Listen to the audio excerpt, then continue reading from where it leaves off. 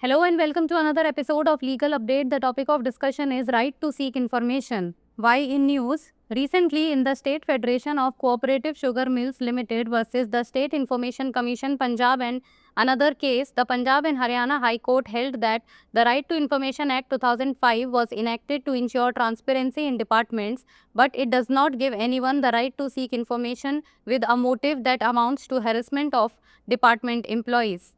Background of the case. On 15th January 2024, the plaintiff and the defendant were involved in a collision at the intersection of Main Street and Oak Avenue, both claiming to have had a green light. The intersection is controlled by traffic signals. The plaintiff suffered a fractured wrist, cervical strain, and contusions, incurring medical expenses of USD 42,875.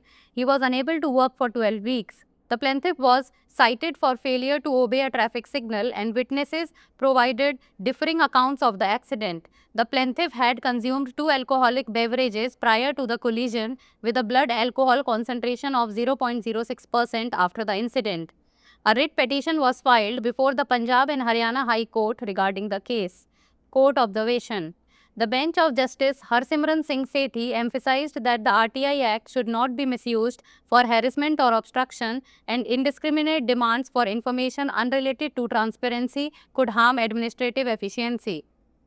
The court noted that personal information about employees' works and expenditure is exempt from disclosure, referencing Supreme Court precedents in Canara Bank versus C.S. Shyam 2011 and CBSE versus Aditya Bandyopadhyay 2017.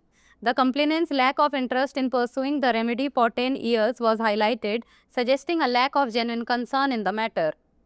Right to Information Act 2005 RTI Act. It is an act of the Parliament of India which sets out the rules and procedures regarding citizens' right to information. The RTI Bill was passed by Parliament of India on 15th June 2005 and came into force with effect from 12th October 2005. Under the provisions of RTI Act, any citizen of India may request information from a public authority, which is required to reply expeditiously or within 30 days. The Right to Information Act establishes information commissions as the final appellate authority to safeguard and facilitate people's right to information. Information commissioners have the authority to impose penalties in cases where the RTI Act is violated. Case laws. Central Board of Secondary Education versus Aditya Bandyopadhyay 2011. The Supreme Court recognized the RTI Act as a crucial tool for transparency and accountability, but emphasized balancing public interests such as confidentiality and efficient government operations to avoid misuse and administrative inefficiency. Canara Bank versus C.S. Shyam 2017.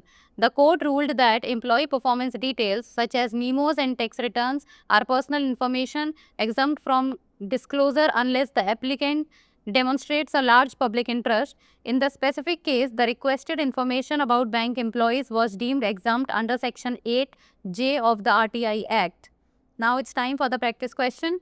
When was the RTI Act passed by the Parliament of India? 12th October 2005, 15th June 2005, 1st January 2005, 21st December 2005. Send the answer of this question in the comment section. That's all for today. Thank you so much for watching.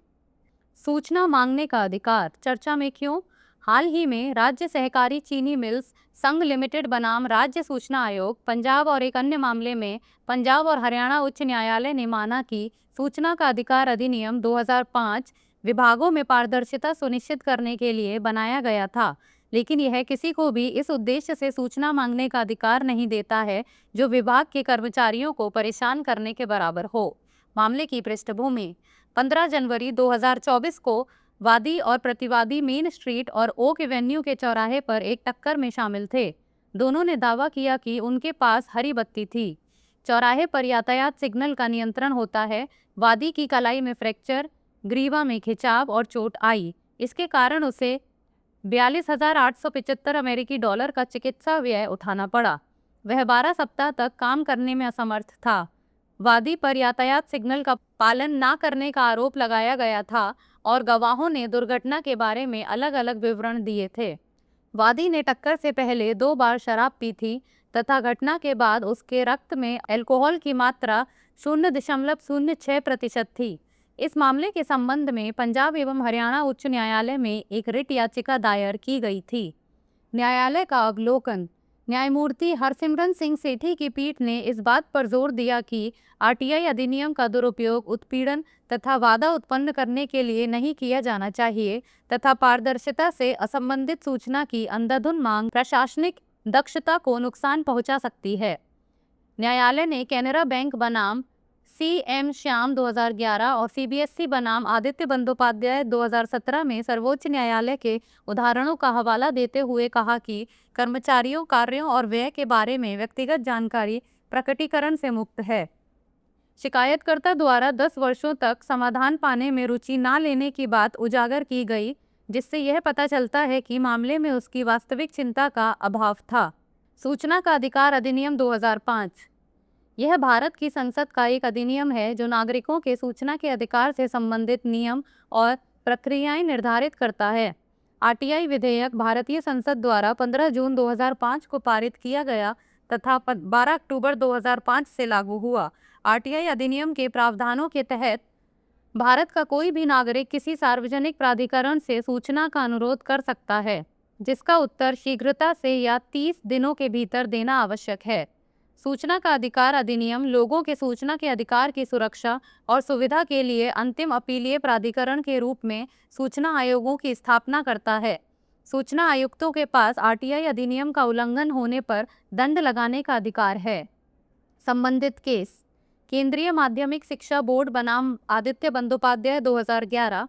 सर्वोच्च न्यायालय ने RTI अधिनियम को पारदर्शिता और जवाबदेही के लिए एक महत्वपूर्ण उपकरण माना, लेकिन दुरुपयोग और प्रशासनिक अकुशलता से बचने के लिए गोपनीयता और कुशल सरकारी संचालन जैसे सार्वजनिक हितों के बीच संतुलन बनाने पर जोर दिया।